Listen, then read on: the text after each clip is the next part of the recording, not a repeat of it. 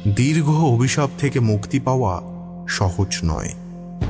দিনের পর দিন বলি হওয়া নিতান্ত সাধারণ মানুষকে মানুষ খেকোর হাত থেকে বাঁচানো সহজ নয়।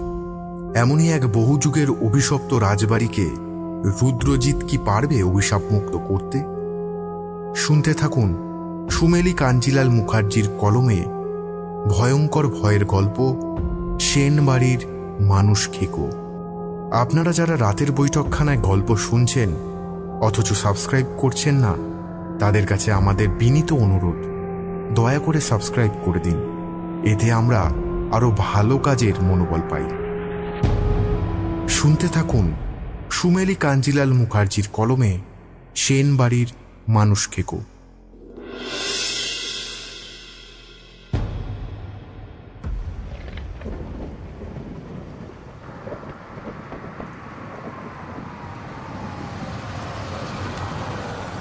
এক বৃষ্টির রাতে সুরভপুরের পাশ দিয়ে বাড়ি ফিরছিল রাতুল আর নিশা। এমন সময় হঠাৎই তাদের গাড়িটা মাঝ রাস্তায় দাঁড়িয়ে যায়। নিশা আশ্চর্য হয়ে বলে ওঠে, কি হলো, দাঁড়িয়ে গেলি যে? রাতুল একবার নিশার দিকে তাকালো, তারপর কিছু না বলে বাইরে বেরিয়ে ভালো করে দেখে বলল, ধুস, গাড়ি খারাপ হয়ে গেছে। এবার কি হবে? এই অজ পাড়া গায়ে গ্যারেজ আছে বলে তো মনে হয় না। নিশা গাড়ি থেকে বেরিয়ে এসে বলল, থাকতেও তো পারে, একটু সামনে এগিয়ে দেখি চল। আচ্ছা, এই ছাতাটা নে, ভিজে যাবি তো। ওটা তুই রাখ, আমার লাগবে না। আর তুই এখানেই দাঁড়া, আমি দেখে আসছি। যদি কাছে পিঠে গ্যারেজ নাও পাই, কেউ যদি কোনো সাহায্য করতে পারে তো সেটা দেখি। আচ্ছা, তুই কিন্তু এখান থেকে নড়বি না, এখানেই দাঁড়াবি, আর পারলে গাড়িটার ভেতর ঢুকে বস। নিশা জোর করে ছাতাটা হাতে দিয়ে বলল, আচ্ছা ঠিক আছে, তবে এই ছাতাটা তুই নিবি, ধর। আমি দুটো ছাতা এনেছি, বুঝলি? ভাগ্যিস এনেছিলাম। এবার যা, তাড়াতাড়ি আসবি কিন্তু। রাতুল সামনের দিকে হেঁটে গেল গ্যারাজ খুঁজতে। নিশা গাড়ির বাইরেই ছাতা মাথায় দিয়ে দাঁড়িয়ে রইল। রাত 8টা বেজেছে সবে। এরই মধ্যে চারপাশটা কেমন যেন থমথমে হয়ে গেছে, আর বৃষ্টিতে পরিবেশটা যেন এক অলৌকিক আবহ তৈরি করেছে। মাঝে মাঝেই দূর থেকে অদ্ভুত সব আওয়াজ আসছে। নিশার কেমন যেন গাটা ছমছম করতে লাগলো। ভয়ে দূর করতে কানে হেডফোনটা লাগিয়ে মোবাইলে পছন্দের গান চালালো সে। এরপর গাড়ির ভিতরেই বসবে বলে গাড়ির দরজাটা খুলছিল। এমন সময় গানের মাঝেও তার মনে হলো কেউ যেন কিছু বলল তাকে। পেছনে তাকিয়ে দেখল সামনে একজন মাঝবয়সী ভদ্রমহিলা দাঁড়িয়ে, পরনে কালো শাড়ি, খোলা চুল, কপালে বড় টিপ, চোখগুলো যেন রক্ত বর্ণের, আর সেই চোখে যেন ধরা পড়েছে তার অজস্র দুঃখ আর যন্ত্রণা। নিশা কিছু বলতে যাবে, সেই মাঝবয়সী নারী তাকে বলল, এখানে বেশিক্ষণ দাঁড়িয়েও না মেয়ে, এ জায়গাটা কিন্তু ভালো নয়। তাড়াতাড়ি যাও এখান থেকে, শেষে কিন্তু কিছু হলে আফসোস করবে।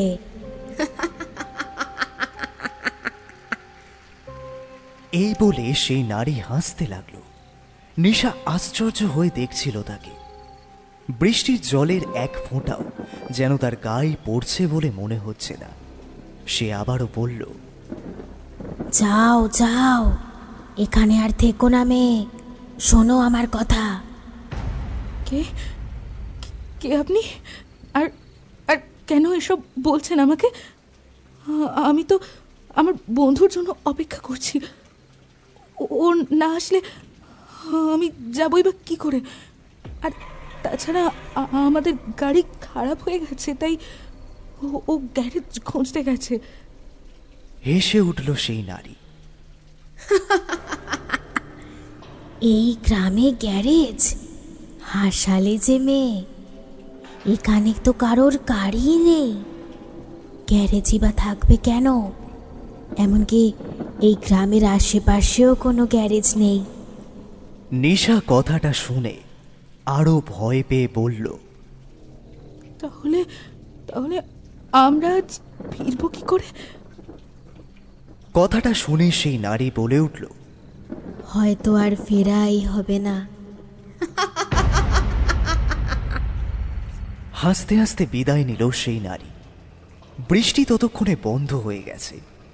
নিশা দেখার চেষ্টা করছিল সেই নারী কোথায় যাচ্ছে। তবে কিছু দূর যেতেই সে যেন ক্রমশ ধোঁয়ার মধ্যে আস্তে আস্তে মিলিয়ে যেতে লাগলো। নিশার গায়ে যেন কাঁটা দিয়ে উঠল। তার শেষ কথাটা যেন কানে বাজতে লাগলো, হয়তো ফেরা হবে না আর। তবে মনকে এসে বোঝানোর চেষ্টা করলো। তারপর চারপাশটা তাকিয়ে দেখতে দেখতে তার চোখে পড়ল সামান্য দূরে একটা বিশাল বড় বাড়ি দেখা যাচ্ছে। চাঁদের সামান্য আলোয় যতটুকু দেখে মনে হচ্ছে ওটা একটা রাজবাড়ি। এক মনে সেই দিকে তাকিয়েছিল নিশা। এমন সময় রাতুলের ডাকে ফিরে তাকালো সে। রাতুল অবাক হয়ে জিজ্ঞাসা করল, কি রে, ওদিকে এক মনে তাকিয়ে কি দেখছিলিস? তুই এত তাড়াতাড়ি দেখে চলে এলি? বেশি দূর যাসনি নিশ্চয়ই? না, গেলাম তো অনেকটাই, তবে দূর দূরান্তেও কোনো গ্যারেজ তো দূর, কোনো লোকালয় পর্যন্ত দেখতে পেলাম না। সে কি রে, তাহলে কি হবে? গাড়ি ছাড়া যাব কি করে? কত দূর এখান থেকে শহর? আইডিয়া নেই, তবে বেশ দূর হবে। এখান থেকে কলকাতায় তো 4 ঘন্টা।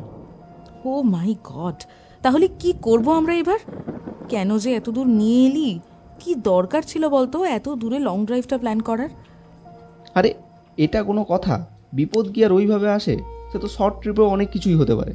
আচ্ছা, আমরা বাইরে দাঁড়িয়ে কথা বলছি কেন? গাড়ির ভেতরে চল, অ্যাটলিস্ট বৃষ্টিটা জোরে নামছে এবার।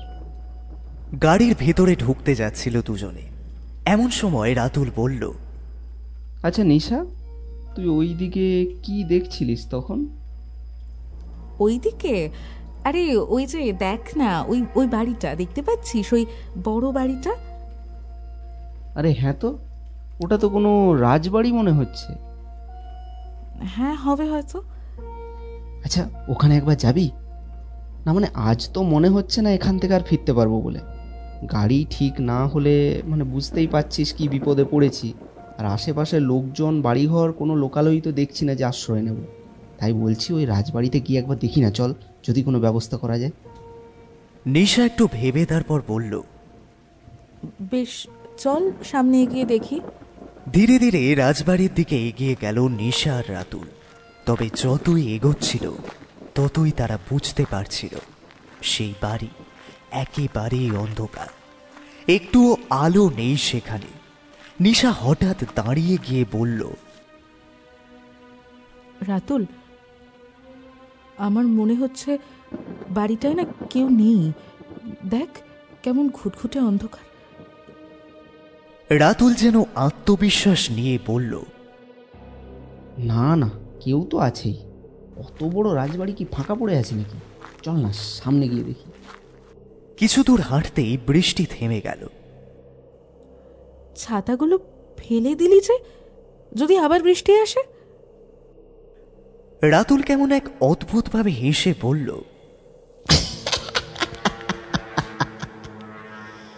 আসলে আসবে, তবে আমাদের আর লাগবে না। কেন জানিস? কারণ প্রয়োজন ফুরিয়ে গেছে। নিশা ভ্রু কুঁচকে কিছুক্ষণ তাকিয়ে রইল রাতুলের দিকে, কারণ কথাটা ঠিক স্বাভাবিকভাবে নিতে পারল না সে।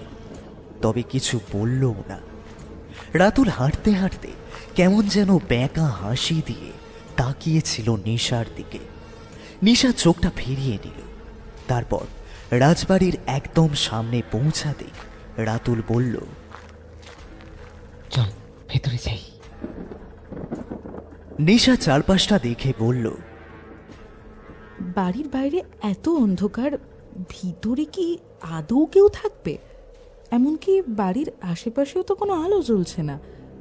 আর তাছাড়া রাজবাড়িতে যদি কেউ নাও থাকে, তাহলে তো এত অন্ধকার থাকার কথা নয়।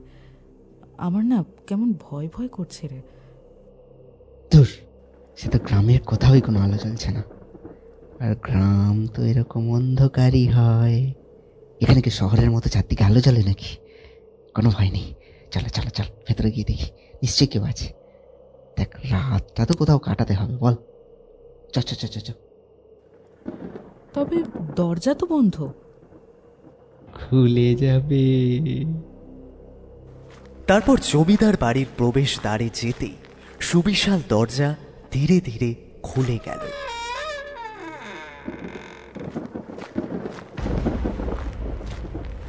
কি অদ্ভুত, কি দরজাটা খুলে দিল বলতো? রাতুল শুধু একটু মুচকি হাসল, তবে ওর মধ্যে কোনো বিস্ময়ের ভাব নেই। নিশা আবারও আশ্চর্য হলো। তারপর দরজা দিয়ে দুজনে ভেতরে প্রবেশ করতেই দরজা দুটো বন্ধ হয়ে গেল। এই দরজাটা বন্ধ হয়ে গেল কেন? তাতে কি আছে, আজ রাতে তো আর বাড়ি ফেরা হবে না। এবার আর কথা না বাড়িয়ে তাড়াতাড়ি চল তো। নিশা কেমন যেন ভয় পেতে লাগলো। তার মনে হতে লাগলো যা হচ্ছে সেটা ঠিক হচ্ছে না। তারপর সে হাঁটতে হাঁটতে হঠাৎই খেয়াল করল রাতুল উল্টো পায়ে হাঁটছে। নিশার সারা শরীরে যেন শিহরণ বয়ে গেল, তবে মুখে কিছুই বলল না। তারপর আবারও যেই পায়ের দিকে সে তাকালো, তখন সোজা পায়েই হাঁটছিল রাতুল। তাই মনের ভুল ভেবে একটু হয়তো নিশ্চিন্ত হলো সে। তবে ঘরের ভেতর প্রবেশ করতে সেই দরজা দুটো যখন বন্ধ হয়ে গেল, তখন যেন নিশা আরোই নিশ্চিত হলো যে কোথাও একটা গন্ডগোল আছে। ঠিক তখনই রাতুল সামনে এগোতেই সে দেখল রাতুল আবারও উল্টো পায়েই হাঁটছে। ভয়ে হাত পা ঠান্ডা হয়ে যাচ্ছিল তার। তবে রাতুলের চালচলন দেখে ওকে কিছু বলার সাহসও পাচ্ছিল না সে। তবে এর কারণ যে অলৌকিক কিছুই, এই সন্দেহটা আরও দৃঢ় হলো। কারণ দিদা ঠাকুমার কাছে সে শুনেছিল ভূতেরা উল্টো পায়েই হাঁটে। তবে রাতুল কোথায়? এই প্রশ্ন মনে আসতেই তার ফোনটা বেজে উঠল। ফোনের স্ক্রিনে তাকিয়ে ভয়ে কেঁপে উঠল সে, কারণ রাতুল তাকে ফোন করেছে। এবার যেন সে নিশ্চিত হলো তার সাথে যে আছে সে কোনো রক্ত মাংসের মানুষ নয়, সে এক অশরীরী আত্মা। পাশে দাঁড়িয়ে থাকা রাতুলের রূপ ধারণকারী তাকে বলল, কিরে, ফোনটা ধর, রাতুল তো।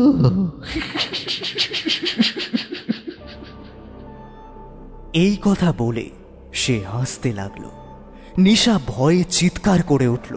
তারপর দৌড়ে সেখান থেকে পালিয়ে যাচ্ছিল সেই ছদ্মবেশী অশরীরী এবার যেন নিজের রূপে ফিরল আর নিশার পথ আটকালো। নিশা অবাক হয়ে দেখছিল সেই যুবতীকে। সে এক রূপসী নারী, যেমন সুন্দর তার চেহারা তেমন গায়ের রং, তবে পরনে নর্তকীর বস্ত্র। নিশা ভয়ে কাঁপতে কাঁপতে তাকে বলল, আমাকে আমাকে ছেড়ে দাও, আমি তো কিছু করিনি, এই বাড়িতেও আমি আসতে চাইনি। তুমি তো আমায় নিয়ে এলে। কে তুমি? কে তুমি? আমাকে এখানে কেন নিয়ে এলে? বলো, কেন নিয়ে এলে? কেন নিয়ে এলে এখানে? তুই আগে ফোনটা ধর, তোর বন্ধু যে চিন্তা করবে। নিশার হাত থেকে ভয়ে ফোনটা পড়ে গেল। সে আবারও বলল, যেতে দাও আমাকে, প্লিজ এখান থেকে যেতে দাও, দয়া করে যেতে দাও আমায়। এখানে যে একবার আসে সে আর ফিরতে পারে না, তোরাও পারবি না। বিশ্রী ভাবে হাসতে লাগলো সেই যুবতী। নিশা কাঁপতে কাঁপতে তাকে জিজ্ঞাসা করল, আমরাও পারবো না মানে? রাতুল কোথায়? ও তো এই বাড়ির বাইরেই আছে, তাই তো? আবারও হাসতে লাগলো যুবতী। নিশা যে ওর কাছেও পৌঁছে যাবে, যেমন রাতুল তোর কাছে পৌঁছে গেছিল। আর সেই নিশাই ওকে এই বাড়িতে নিয়ে আসবে। নিশা কথাটা শুনে ভয়ে থমকে গেল। বুঝতে পারল তাদের সময় বোধহয় ফুরিয়ে এসেছে। কোনোভাবে নিজেকে রক্ষা করার কোনো উপায় খুঁজে পেল না সে। এমন সময় সেই যুবতী তার গলাটা জোরে টিপে ধরে বলল, কি এত ভাবছিস?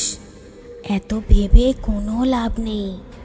তোদের মৃত্যু তো আজ আমার হাতেই হবে। কেউ বাঁচাতে পারবে না তোদের, কেউ না। এই কথা বলে যুবতী যেন মুহূর্তেই রূপসী থেকে প্রেতনীর রূপ ধারণ করল। তার চোখের মণি তখন উধাও, দু চোখ তখন ধপধপে সাদা, আর সেই দিকে তাকিয়ে থাকা যাচ্ছিল না। হাতে ধারালো লম্বা নখ, সেই নখের ধারে নিশার গলার গভীর ক্ষত হয়ে যাচ্ছিল। নিশা জোরে চিৎকার করে উঠে বলল, বাঁচাও, বাঁচাও, কেউ বাঁচাও আমাকে, কেউ আছো, বাঁচাও। তবে কোথাও কেউ থাকলে তবে তো ওর কথা শুনবে। সেই বাড়ির ত্রিসীমানাতে যেন কেউ ভুল করেও আসে না। যুবতীর প্রেতাত্মা বিকটভাবে হাসতে লাগলো। যত জোরেই চিৎকার কর না কেন, তোর এই আওয়াজ শোনার মতো কেউ নেই, তোর ওই রাতুলও না। এই বলে গলাটা জোরে টিপতে টিপতে নিশার ঘাড় মটকে দিল সেই প্রেতনী। তারপর নিশাকে দু হাতে তুলে ছুঁড়ে মাটিতে ফেলে দিল। ছটপট করতে করতে নিশার তরতাজা প্রাণটা শেষ হয়ে গেল চোখের নিমিষে। রাতুল গাড়ির সামনেই দাঁড়িয়েছিল। যুবতীর প্রেতাত্মা নিশার রূপ নিয়ে তার কাছে এসে উপস্থিত হলো। রাতুলকে দেখে বলে উঠল, আরে তুই ফোন ধরছিস না যে? কোথায় ছিলি এতক্ষণ? কতক্ষণ দাঁড়িয়ে আছি বলতো? ওদিকে কোথায় গেছিলি? ওফ, তুই না বড্ড প্রশ্ন করিস। গ্যারেজ খুঁজে পাসনি নিশ্চয়ই। চল ওই বাড়িটায় চল, আজ রাতটা ওখানেই ব্যবস্থা হয়ে যাবে। এই বলে নিশার রূপ ধারণকারী যুবতীর প্রেতাত্মা রাতুলকে টানতে টানতে সেই রাজবাড়ির দিকেই নিয়ে গেল। রাতুল নিশার এমন ব্যবহারে একটু আশ্চর্য হলো বটে, কিন্তু সে যেতে যেতে বলল, ওই অন্ধকার বাড়িতে কে আমাদের আশ্রয় দেবে? মনে তো হয় না ওখানে কেউ আছে বলে। প্রেতাত্মা কোনো উত্তর দিল না। রাতুলের কেমন যেন অনুভূতি হচ্ছিল, যা হচ্ছে ঠিক স্বাভাবিক লাগছে না তার। জমিদার বাড়ির প্রবেশদ্বারের সামনে যেতেই একইভাবে তা খুলে গেল, আর প্রবেশ করার সঙ্গে সঙ্গে তা বন্ধও হয়ে গেল। এরপর ঘরের দরজার সামনে যেতেই যখন সেই দরজা খুলে গিয়ে আবার তারা ভেতরে প্রবেশ করল, সেই দরজাটিও বন্ধ হয়ে গেল। রাতুল তখন বেশ ভয় পেল, গাটা যেন শিউরে উঠল হঠাৎ। কি হচ্ছে বলতো ব্যাপারটা? দরজাগুলো খুলছে, আবার আমরা ঢুকলেই বন্ধ হয়ে যাচ্ছে। একে তো এত অন্ধকার, তার উপর এইসব অদ্ভুত ঘটনা। আমার তো কেমন সব চিন্তা ভাবনা আসছে। রাতুলের কোনো কথাই সেই প্রেতাত্মার কানে যেন পৌঁছাচ্ছিল না। রাতুল আবারও বলে উঠল, কিরে, কোনো উত্তর দিচ্ছিস না যে? তোর অদ্ভুত লাগছে না ব্যাপারটা? আরে এই বাড়ি তো ফাঁকা, কেউ তো নেই, আমরা এখানে থাকবোই বা কি করে? ফাঁকা বলেই তো আমরা থাকবো। কেউ থাকলে কি থাকতে দিত নাকি আমাদের?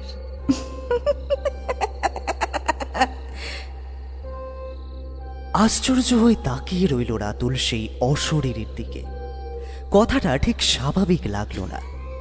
চাঁদের হালকা আলো পড়ছিল সেই বাড়িতে, আর সেই আলোতে রাতুল এবার স্পষ্ট দেখল নিশা নামের ছদ্মরূপী সেই প্রেতাত্মার মুখ কেমন যেন এক অদ্ভুত বিশ্রী হাসিতে ভরে গেছে। আর তারপরে কিসে একটা পা লেগে যেন সে পড়ে যাচ্ছিল। নিজেকে সামলে নিয়ে রাতুল নিচে তাকিয়ে যা দেখল, তাতে তার হাড় হিম হয়ে গেল এক নিমিষে। সে দেখল নিশার রক্ত মাখা দেহটা মাটিতে পড়ে আছে। ভয়ে গলাটা শুকিয়ে গেল তার। তারপর পাশে তাকাতেই দেখল সেই অশরীরে নিজের রূপে ফিরে এলো আর হাসতে লাগলো। রাতুলের দাঁতে দাঁত লেগে গিয়েছিল ভয়।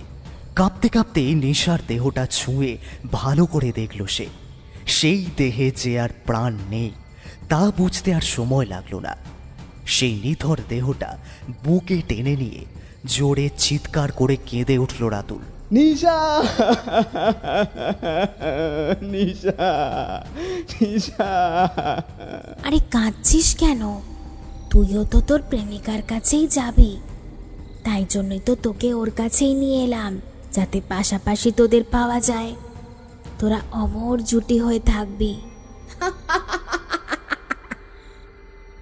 তুমি কে? কেন মারছো আমাদের? কি করেছি আমরা তোমার? বলো বলো, কি করেছি?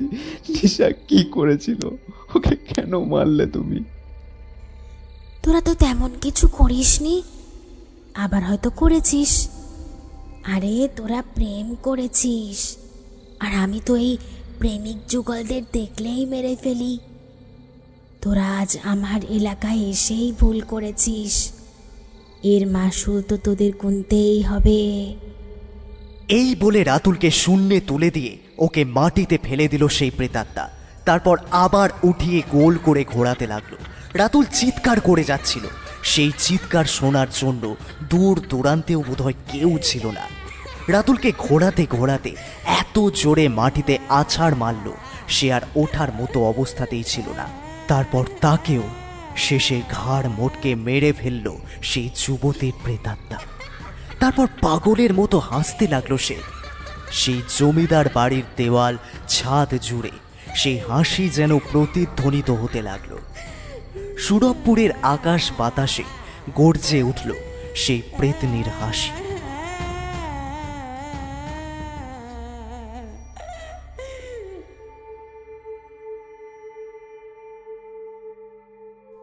বাইশে মার্চ দোল উৎসবের সকালটা আর 5টা ছুটির দিনের মতোই কাটাচ্ছিল রুদ্রজিৎ। দোল সেভাবে না খেললেও বেশ ছুটির মেজাজেই ছিল সে। গান শুনছিল, গল্পের বই পড়ছিল। এরই মাঝে লাঞ্চ টাইমে নিউজ চ্যানেলটা চালাতেই এক নিমেষেই যেন ছুটির আমেজটা কেটে গেল তার। খবরে হেডলাইন ছিল, সুরভপুরের সেন বাড়ি থেকে যুগলের মৃতদেহ উদ্ধার হয়েছে। একদৃষ্টে তাকিয়ে শুনছিল খবরটা সে। সনাতন দা এসে সেই খবরটা শুনে থমকে দাঁড়িয়ে যায়। তারপর বলে ওঠে, হে হে, কি হলো গো ছোটবাবু? ওই বাড়িতে আবার খুন হলো, যার জন্য সব ছেড়ে চলে আসা। তাও তাও সেই অভিশাপ থেকে মুক্ত হলো না সুরভপুর। ওই পেতনি এখনো এভাবে মানুষ মেরে চলেছে। হায় ভগবান, তোর তাজা দুটো প্রাণ এভাবে চলে গেল। আরে না জানি আরো কত মরবে। রুদ্র চেয়ারে হাতটা জোরে মেরে বলল, আমার পৈতৃক ভিটায় নাকি এভাবে মানুষ মরছে, আর আমি সব জেনেও চুপ করে বসে আছি এখানে। তো কি করবে? ওই বাড়িতে যাবে নাকি? আরে ওখানে গেলে যে তোমাকেও ছাড়বে না। না সনাতন কাকা, আমি চুপ করে বসে থাকতে পারবো না। এবার আমাকে ওখানে যেতেই হবে। আর এটাই তো প্রথমবার নয়, 2 বছর আগেও তো এখানে একইভাবে 2 জন মারা গিয়েছিল। আর ওরা তো ওই গ্রামেই থাকতো, ভুল করে ঢুকে পড়েছিল ওই বাড়িতে, আর বেরোতে পারেনি। আবারও এরা সেই একই ভুল করলো। অতীতের এক ভুল নির্দোষ প্রাণগুলো কেড়ে নিচ্ছে। তবে আমি আজও ভালো করে জানি না কি সেই ভুল। তুমি আজও আমাকে বলনি কাকা। কেন? কি এমন হয়েছিল যার জন্য এখনো সেই প্রতিশোধের আগুন জ্বলছে? শুধুই একটা পেতনির কথা বলো তুমি, কিন্তু সে কে সেটা কিছুতেই বলো না কখনো। কেন কাকা, কেন কেন বলো না তুমি? তোমার ওসব না শোনাই মঙ্গল গো। খারাপ লাগবে শুনলে, তাই বলি না। নিজের পূর্বপুরুষদের সম্বন্ধে খারাপ কথা শুনতে পারবে? হ্যাঁ, শুধু এইটুকু জেনে রাখো, যেটা হয়েছিল ঠিক হয়নি। সে তুমি যাই বলো, আমি ওই বাড়ি এবার যাবই। তুমি আর আমাকে আটকাতে পারবে না। না বাবা, তুমি ওখানে ভুল করেও যেও না। তোমাকে ও দেখলেই মেরে দেবে। হ্যাঁ, মেরে দেবে। কিন্তু কেন? আমি কি করেছি? আর আমি তো ওকে চিনিও না। তাহলে আমাকে কেন মারবে ও? বলো তুমি। আমি আমি এসব বলতে পারবো না, তবে তোমায় আমি হাত জোর করে বলছি, ওখানে যেও না বাবা, একদম যেও না। এই বুড়োটার কথাটা অন্তত রাখো। আমি কখনো এভাবে জোর করে বলিনি কাকা। এত বছর তোমার সব কথা শুনেছি, কখনো ওখানে যাবার কথাও বলিনি, আর অতীতের ঘটনাও জানতে তোমাকে চাপ দিইনি। তবে এবার তুমি আমাকে সবটা বলবে, যা যা হয়েছিল সেই সমস্ত ঘটনা। তাতে যে আমার চোখে খারাপ হবে হোক, আমার যতটা খারাপ লাগে লাগুক, তবে আমাকে সবটা এবার জানতে হবে। আর তারপর ওখানে গিয়ে ওই পেতনির সাথে আমি কথা বলবো। কি বলছো কি ছোট বাবু? ওর সাথে কথা বলবে মানে? হ্যাঁ, সেসব পরে বলবো তোমাকে, আগে অতীতের সমস্ত ঘটনা আমাকে বলো। আর তোমার কোনো কথা আমি শুনবো না কাকা, কারণ সবটা শুনলেই আমি হয়তো এই মৃত্যু খেলা শেষ করার উপায় ভাবতে পারবো। নাও বলো এবার। বেশ, তবে শোনো। আসলে তোমার বাবা মারা যাওয়ার সময় বারবার আমায় বলে গিয়েছিলেন যেন কিছুতেই তোমায় ওই বাড়ির নোংরা ইতিহাস না বলি, আর তুমি যাতে ওই বাড়িতে কখনোই না যাও, সেই শপথও করিয়েছিলেন উনি। তবে আজ তুমি যেভাবে জিজ্ঞেস করছো, তাতে সেই শপথ আমায় বাধ্য হয়েই তাহলে ভাঙতে হচ্ছে। তোমার ঠাকুরদার বাবা সূর্য প্রতাপ সেন 1 নম্বরের খারাপ লম্পট লোক ছিল। সারাদিন মদের নেশায় চুর থাকত। সন্ধে হলেই বাইজিদের নিয়ে নাচ, আর তাদের সাথে নোংরামি করত। সূর্য প্রতাপের বাবা মা ভেবেছিলেন বিয়ে দিয়ে ছেলেকে শুধরোতে পারবেন, তবে স্বভাব কি আর যায়। মণিবালার সাথে বিয়ে হয়েও সে শোধরালো না, বরং আরো বিগড়ে গেল। নতুন বউকে ছেড়ে রাতের পর রাত ওই বাইজিদের নিয়ে মচ্ছব করতে লাগলো। মণিবালার কোনো কথাই সে শুনত না। স্বামীর পায়ে পড়েও সে অনুরোধ করেছিল বাইজিদের কাছে না যেতে, তবে সূর্য প্রতাপ সেই অনুরোধকে লাথি মেরে ছুঁড়ে ফেলেছিল। এরপর নোংরামি চূড়ান্ত পর্যায়ে পৌঁছবে যখন চন্দ্রিমা নামের এক বাইজি গান গাইতে আসে। সূর্য প্রতাপ তার প্রেমে পড়ে যায় আর তাকে নিজের অন্ধর মহলে নিয়ে আসে। মণিবালার আর এ অনাচার সহ্য হচ্ছিল না, তবে এর বিরুদ্ধে কিছু করতেও পারছিল না। দিন নেই রাত নেই সেই বাইজির সাথেই সময় কাটাতে লাগলো সূর্য প্রতাপ। এদিকে তার চোখের আড়ালেই যে আর এক কাণ্ড হয়ে চলেছিল তা টের পেতে বেশ দেরি হয়েছিল তার। রাজার অজান্তেই তার প্রিয় চন্দ্রিমা রাজবাড়ির এক পাহারাদারের সাথে প্রেম করছিল। তার নাম ছিল চন্দন। সূর্য প্রতাপ যখনই মহলে থাকতো না, চন্দ্রিমা তার ভালোবাসার মানুষের সাথেই থাকতো। তখন একদিন চন্দনের সাথে তার ঘরে বসে গল্প করছিল চন্দ্রিমা। আচ্ছা, আমাদের ভালোবাসার ভবিষ্যৎ কি হবে চন্দ্রিমা? বিয়ে করবে তো তুমি আমায়? তাহলে কি আমি তোমার সাথে এমনি সময় কাটাচ্ছি? আমি তোমাকে খুব ভালোবাসি চন্দন।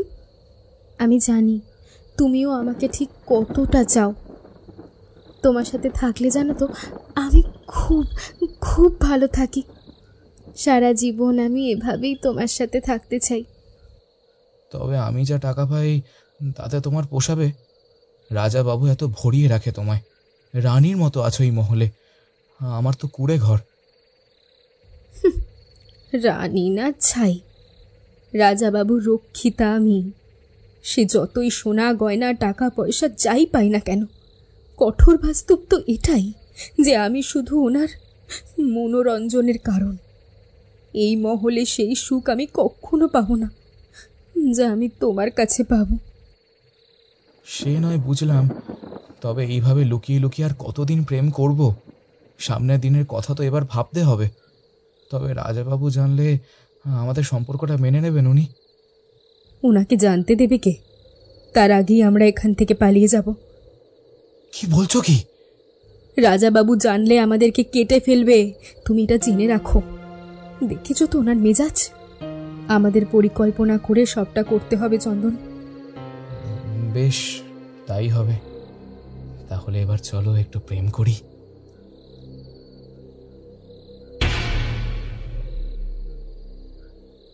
চন্দ্রিমাকে জড়িয়ে ধরে আদর করছিল চন্দন। চন্দ্রিমাও সেই ভালোবাসায় নিজেকে সমর্পণ করে দিয়েছিল। এমন সময় ওদের অজান্তেই মহলে চলে আসে সূর্য প্রতাপ। আর এসেই সে চন্দ্রিমার খোঁজ করে, তার নাম ধরে ডাকতেও থাকে। তবে ওরা ভালোবাসায় এতটাই হারিয়ে গেছিল যে সূর্য প্রতাপের কণ্ঠস্বর তাদের কানে পৌঁছয় না। তারপর চন্দ্রিমার ঘরে গিয়ে ঘনিষ্ঠ মুহূর্তে ওদের দেখে নেয় সূর্য প্রতাপ। রেগে আগুন হয়ে যায় সে। বন্দুকটা বের করেই তখনই গুলি করতে যায় চন্দনকে। তবে চন্দ্রিমা পায়ে পড়ে তার প্রাণ ভিক্ষা চায়। ছি চন্দ্রিমা, তুমি আমাকে এভাবে ঠকালে? এত নোংরা তুমি! আপনিও তো আপনার বউকে ঠকিয়েছেন। ওনাকে এক ঘরে করে আমাকে মহলে বসিয়েছেন। এই সম্পর্কের কোনো ভবিষ্যৎ নেই রাজাবাবু।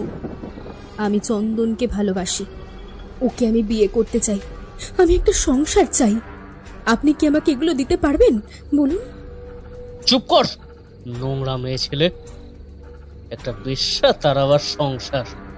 আশালি, তোকে রানী করেই তো রেখেছিলাম, কিন্তু তাতে তোর পোষালো না, আবার সংসার চাই। তোর চন্দনকে আমি এখনই গুলি করে মারবো। আপনার পায়ে পড়ি রাজাবাবু, আপনি এমনটা করবেন না, করবেন না এমনটা। দয়া করুন, আমাদের ছেড়ে দিন। আপনি দয়া করুন রাজাবাবু, আমাদেরকে ছেড়ে দিন। সূর্য প্রতাপ তার সেনাবাহিনীদের ডেকে চন্দনকে বন্দী করে আর বলে, এই কে আছিস?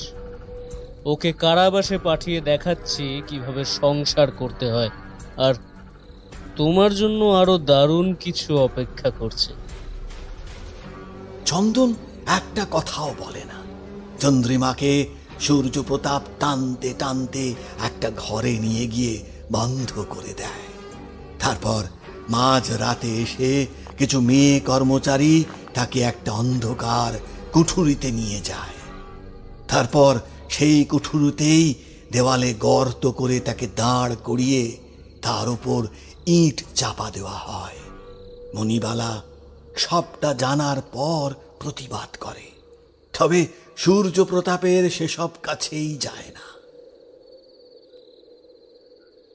আমাকে তো দিনের পর দিন কষ্ট দিয়েইছ, সব সহ্য করেছি।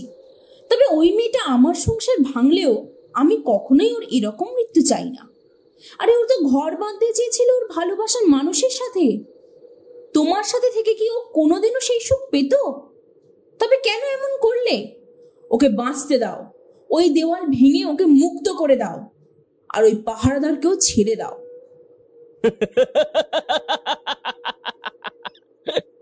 হাসালে মণিবালা।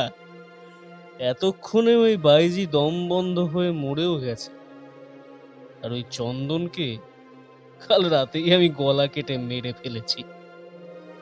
এবার বেশি করলে তোমাকেও কিন্তু এমন ভয়ঙ্কর মৃত্যুই দেব। তাই চুপ করে এক জায়গায় পড়ে থাকো, ঠিক যেমন আছো। সূর্য প্রতাপের এই হুমকির ওপরে মণিবালার আর কিছুই বলার ছিল না।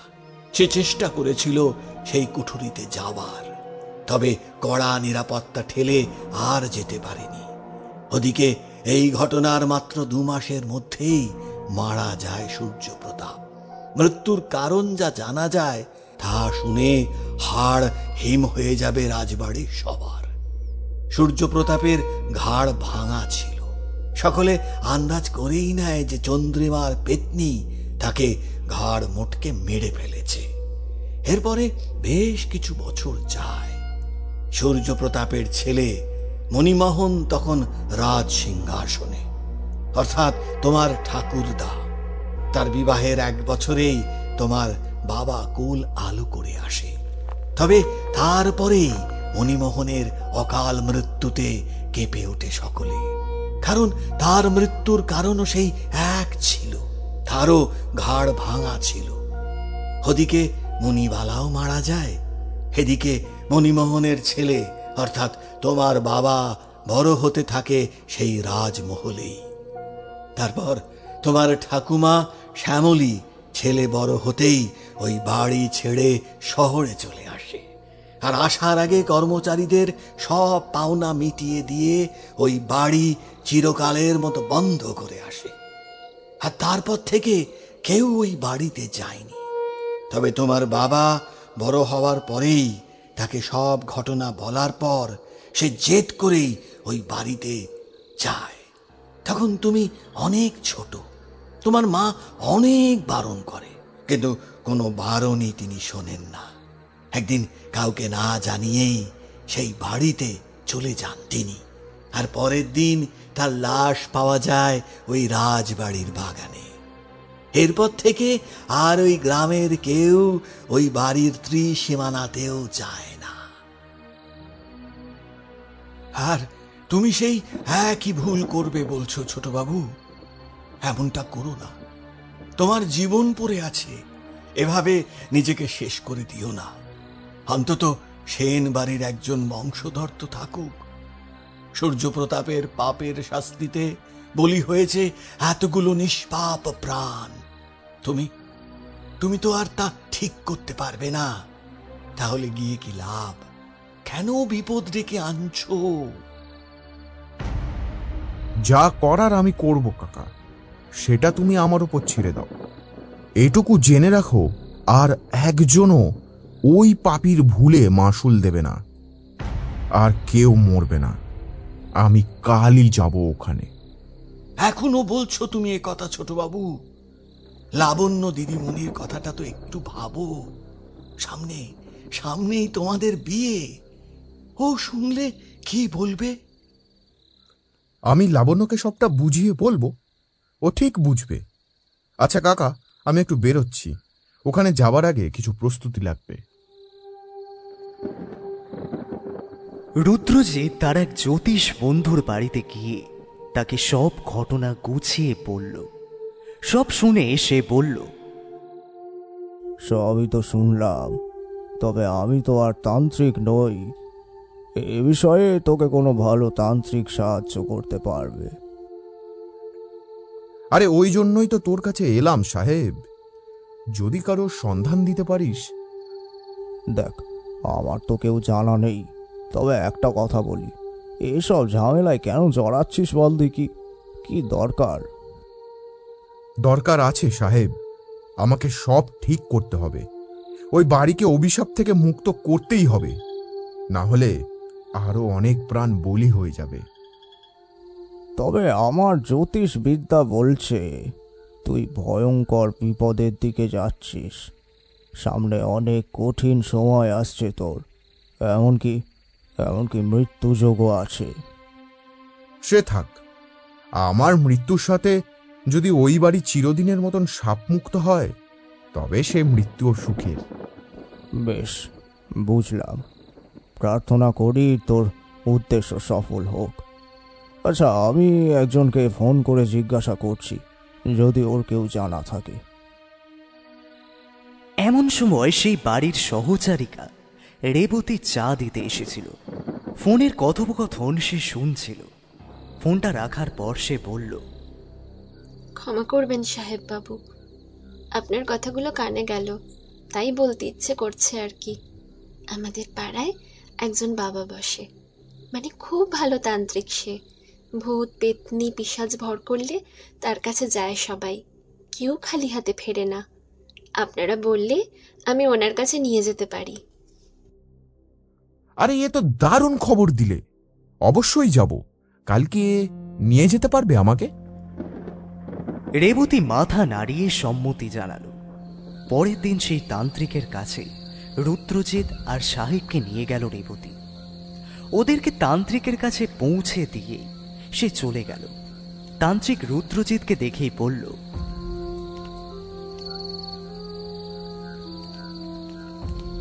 এতদিন আসিসনি কেন? আরো মৃত্যু আটকানো যেত। এতদিনে মনে হলো এই বাড়ির সাপ মুক্তির কথা।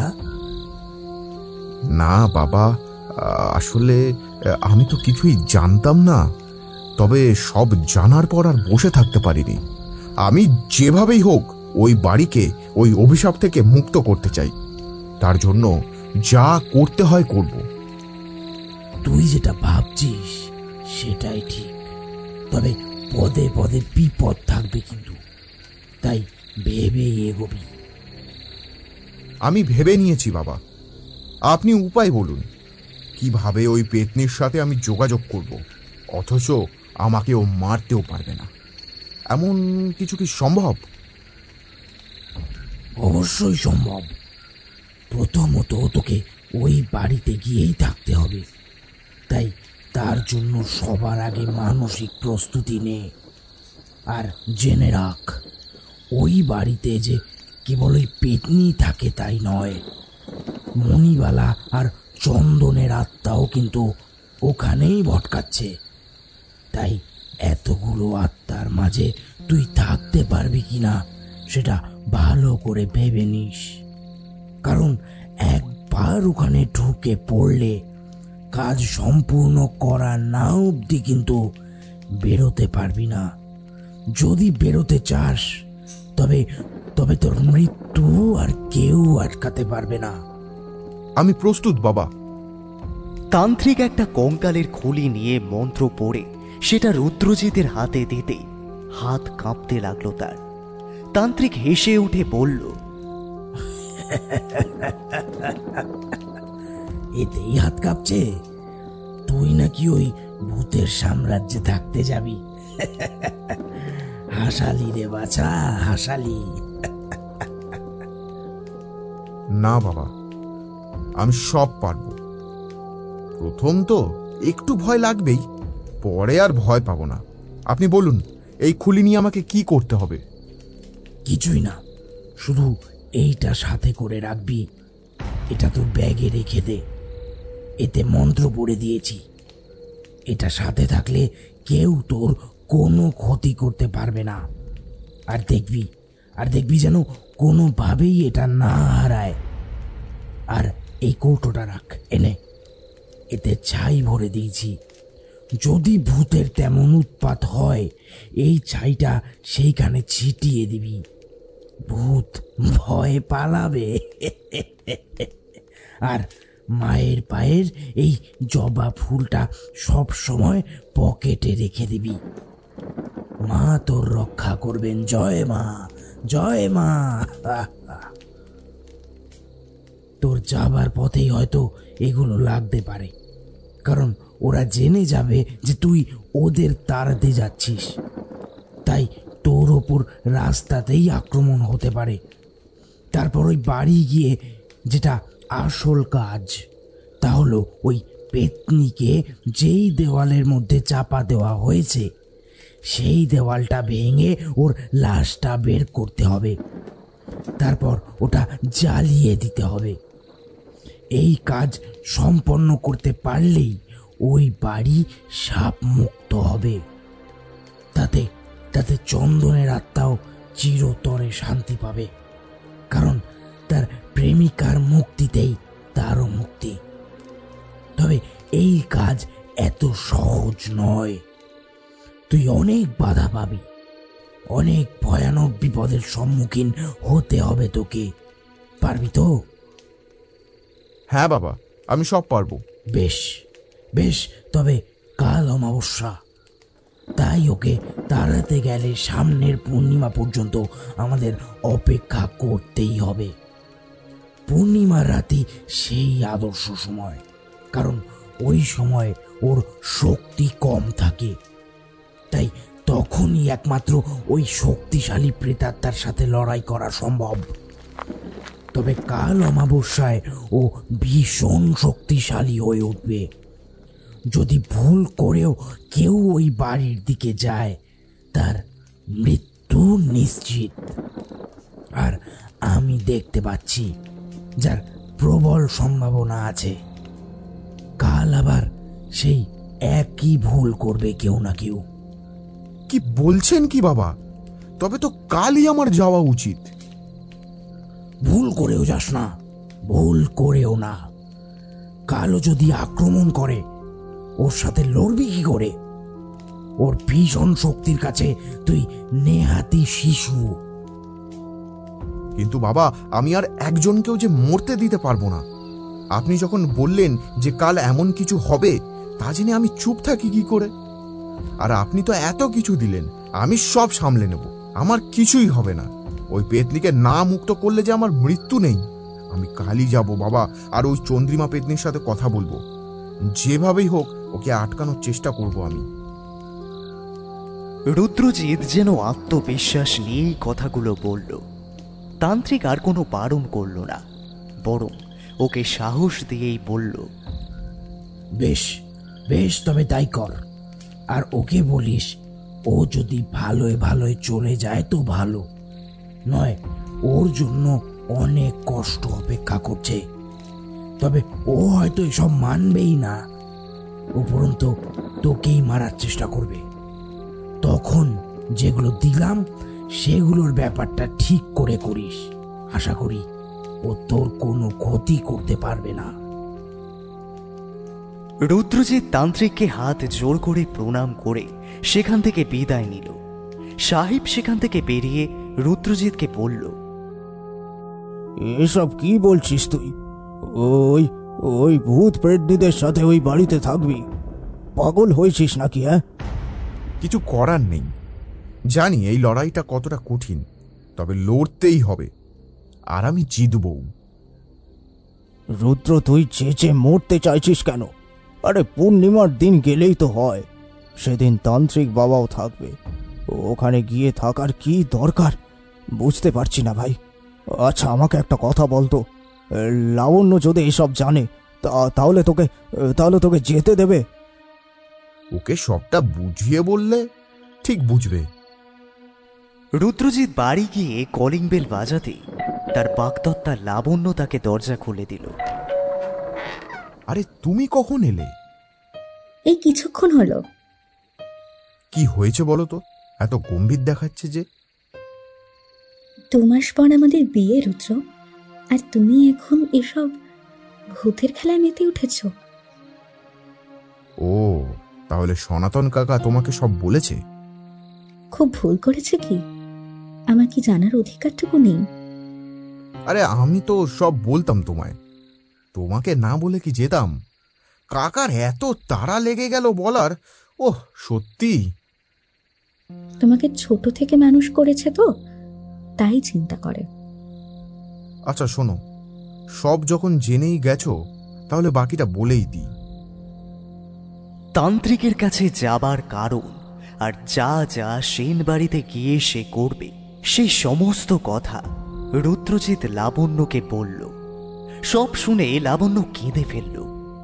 রুদ্রজিৎ ওকে বুকে টেনে নিয়ে বলল, আরে কোনো ভয় নেই, আমি খুব তাড়াতাড়ি ফিরে আসব। তবে সেন বাড়ির সাপ মুক্ত করতে না পারলে এ জন্মে আমি এমনিতেও শান্তি পাবো না লাবণ্য। তাই তুমি যদি আমাদের একটা সুস্থ জীবন চাও, তবে আমাকে যেতে দাও প্লিজ। বেশ, যাও, তবে আমাকেও নিয়ে চলো প্লিজ। না, আমি একাই যাব, আর এটাই আমার শেষ কথা।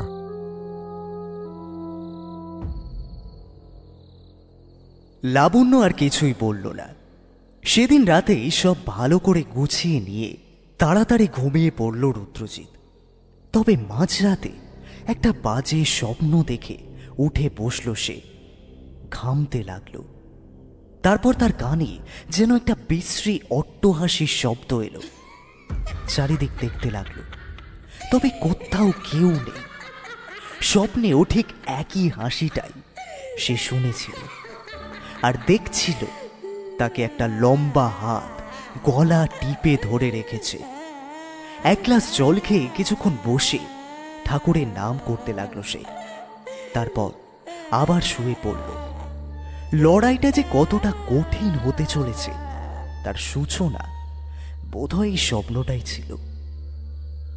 পরের দিন সকালে উঠেই রুদ্রজিৎ তাড়াতাড়ি তৈরি হয়ে বেরোতে যাবে, সনাতন এসে বলল,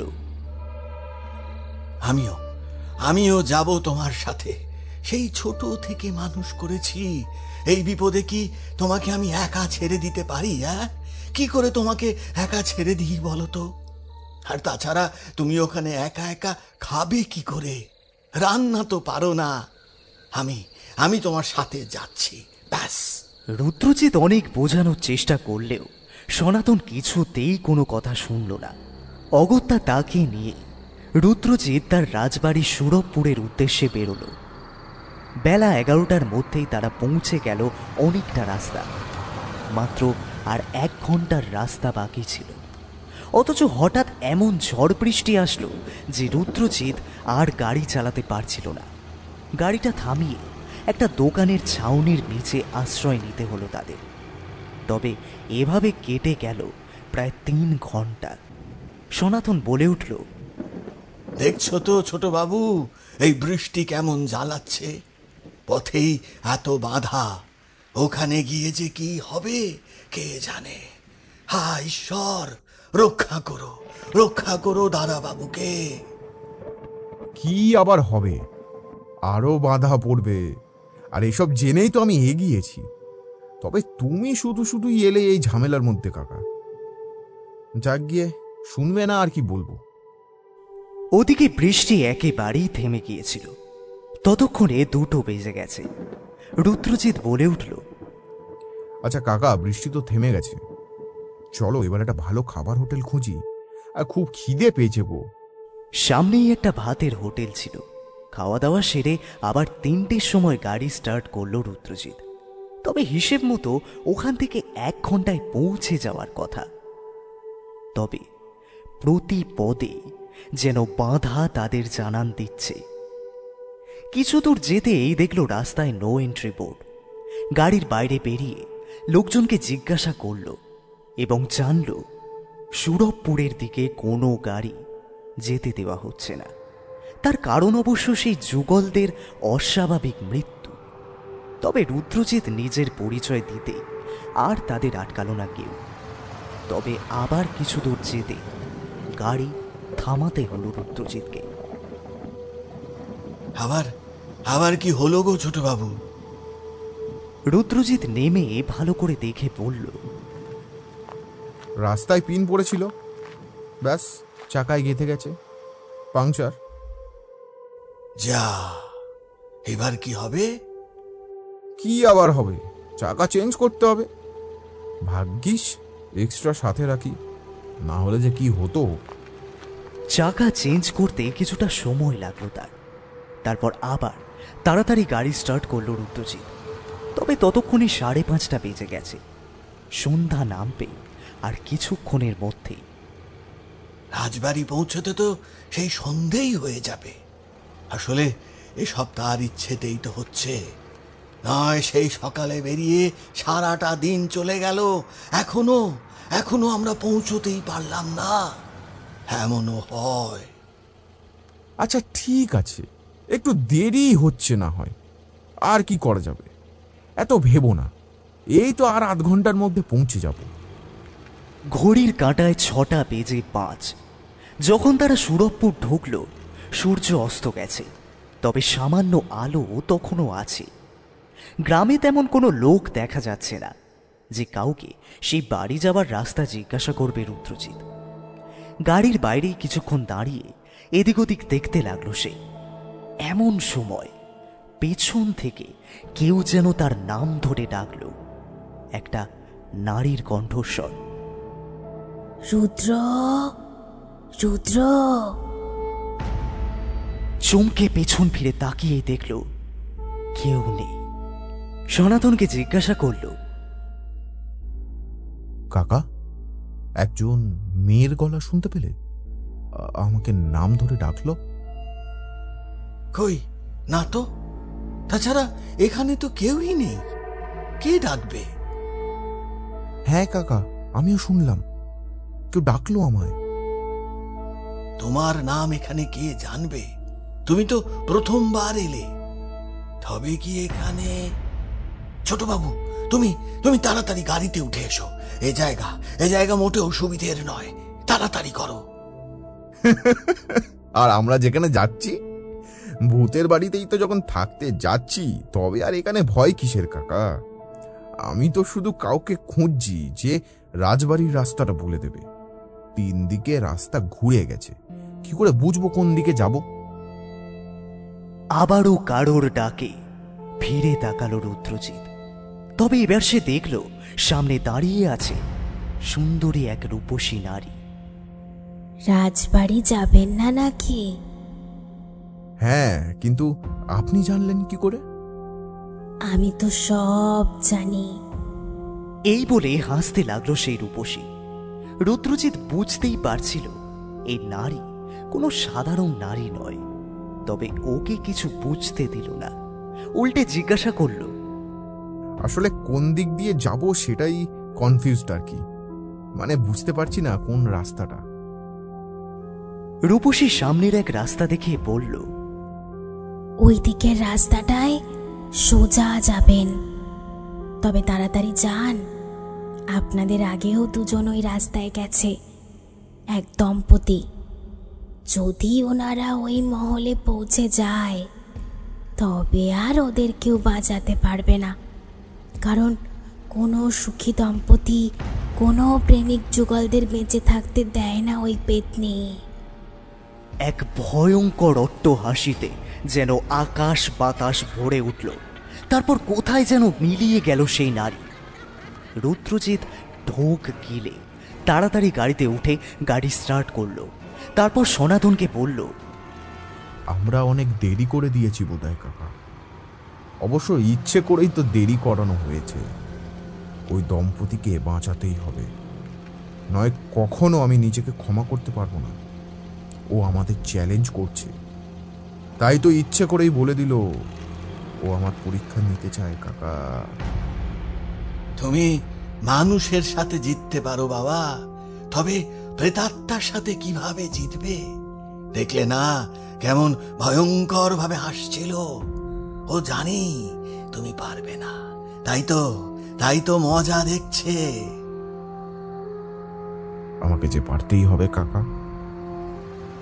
গ্রামের কাঁচা রাস্তায় যতটা জোরে গাড়ি চালানো সম্ভব ততটাই জোরে গাড়ি চালাচ্ছিল রুদ্রজিৎ। প্রায় রাজবাড়ির সামনে পৌঁছে গিয়েছিল সে। দূর থেকে দেখতে পেল এক দম্পতি সেই বাড়ির দিকেই ঢুকছিল। গাড়িটা থামিয়ে প্রাণপণে ছুটে গিয়ে তাদেরকে আটকাতে যাবে, এমন সময় কেউ যেন সেই দম্পতিকে একসাথে শূন্যে উঠিয়ে দিল। তবে রুদ্রজিৎ তাড়াতাড়ি ব্যাগ থেকে ছাইয়ের কৌটো বের করে চারিদিকে ছড়িয়ে ছিটিয়ে দিতেই সেই দম্পতি সুস্থভাবে আবার মাটিতে দাঁড়িয়ে গেল। তবে তারা দুজনেই খুব ভয় পেয়ে রুদ্রজিতের দিকে তাকিয়েছিল। কিছুই বুঝে উঠতে পারল না কি হলো তাদের সাথে। অত্যন্ত ভয়ে তাদের হাত পা কাঁপছিল। তারপর ভদ্রলোক জিজ্ঞাসা করলেন, এটা কি হলো বলুন তো? আসলে আমরা রাস্তা হারিয়ে ফেলেছি, কাউকে দেখতেও পাচ্ছিলাম না যে সাহায্য চাইব, তাই রাজবাড়িতে যাচ্ছিলাম জিজ্ঞেস করতে। তবে এটা যে কি হলো হঠাৎ কিছুই বুঝলাম না। মনে হলো কেউ যেন আমাদের গলা ধরে উপরে উঠিয়ে দিল। আমরা শূন্যে ভাসছিলাম, তবে এখানে তো কেউই নেই। তাহলে কি যেটা ভাবছিলাম সেটাই ঠিক? একদম ঠিকই ভাবছেন আপনি। আপনাদের ওপর এক অলৌকিক শক্তি আক্রমণ করছে, আর ওই রাজবাড়িতে কেউ থাকে না। অবশ্য কথাটা একটু ভুল আছে, ওখানে কোনো মানুষ থাকে না। যাক গিয়ে, আপনারা যে ঠিক আছেন এই আমার শান্তি। এবার তাড়াতাড়ি এখান দিয়ে ফিরে যান। কোন দিকে যাব রাস্তাটাই তো বুঝতে পারছি না।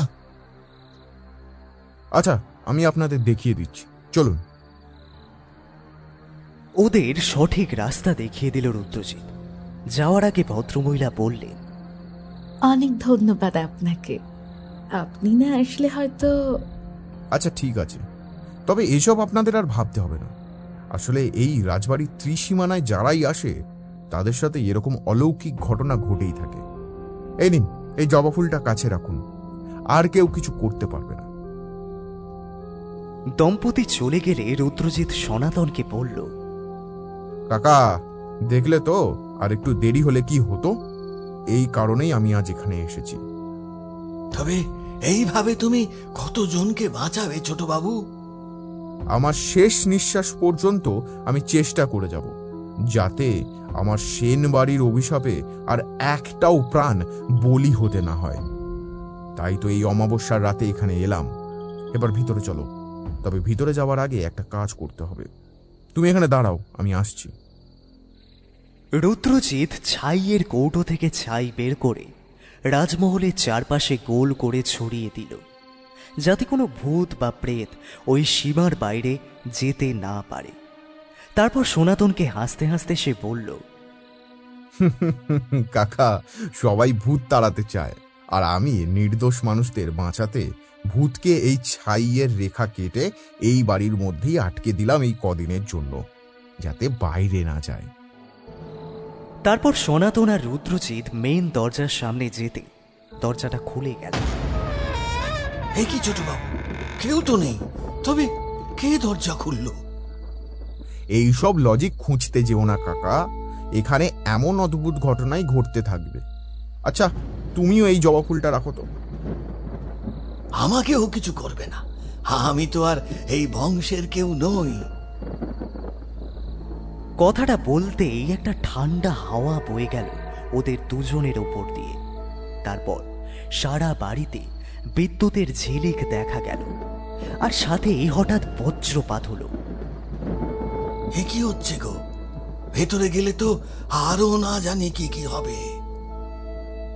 তোমাকে তো এই জন্যই আনতে চাইনি, তবে এসেছো যখন ভিতরে তো যেতেই হবে। আমার হাত ধরো, ভয় নেই। এবার ঘরের দরজার সামনে যেতেও একইভাবে সেই দরজাও নিজে থেকেই খুলে গেল। তারপর ভেতরে প্রবেশ করতে তারা অন্ধকারে আবছা দেখল সব জিনিসপত্রের ওপর সাদা চাদর চাপা দেওয়া আছে। সনাতন তা দেখে বলল, ঠিক এইভাবে এই তোমার ঠাকুমা ছেড়ে গিয়েছিল এই ঘরকে। যদিও তোমার বাবা এসেছিল, তবে এই ঘরে ঢুকতে পেরেছিল বলে মনে হয় না। ওনার লাশ তো বাগানেই পাওয়া গেছিল। রুদ্রজিৎ ব্যাগ থেকে ব্যাটারি লাইটটা বের করে চালাতেই, এই লাইটে কি এতদিন চলবে ছোট বাবু? মোমবাতি এনেছো তো বেশি করে? কি জানি এখানে বাজার কত দূর, কি পাওয়া যাবে না যাবে তা তো জানি না বাবা। আর এভাবে পাখার হাওয়া ছাড়া থাকবে কি করে এতদিন? গরম তো পড়েই গেছে। তবে এখানে তো তেমন গরম লাগছে না, মনে হয় অসুবিধা হবে না। আর হাত পাখা তো আছেই। আর এই লাইটের ব্যবহার কেবল তখনই করব যখন কিছু লিখব। আর মোমবাতি অনেক আছে, চিন্তা করো না, সব ব্যবস্থা করেই এসেছি কাকা। কথার মাঝে হঠাৎই তাদের কানে এলো ঘুঙরুর শব্দ, আর তারপর রাজবাড়ির চার দেওয়াল জুড়ে এক সঙ্গীত কানে বাজল। এক নারীর মিষ্টি কণ্ঠস্বর। বাড়ির চারিদিকে ঘুরে ঘুরে খুঁজতে লাগলো রুদ্রজিৎ, তবে কোথা থেকে সেই সঙ্গীতের আওয়াজটা আসছে সেটা সে কিছুতেই বুঝতে পারল না। তারপর খুঁজতে খুঁজতে একটা ঘরের কাছে গিয়ে দাঁড়িয়ে গেল। সেই ঘরের দরজাটা বন্ধ ছিল। ভেতর থেকে কাদের যেন ফিসফিস কথার আওয়াজ আসছিল। দরজাটা বন্ধ। ততক্ষণে গানটা বন্ধ হয়ে গেছে। দরজার বাইরে কান পেতে শোনার চেষ্টা করল সে, তবে তেমন কিছুই কানে এলো না। কেবল ফিসফিস করে কথা বলছে কারা, এটুকুই স্পষ্ট।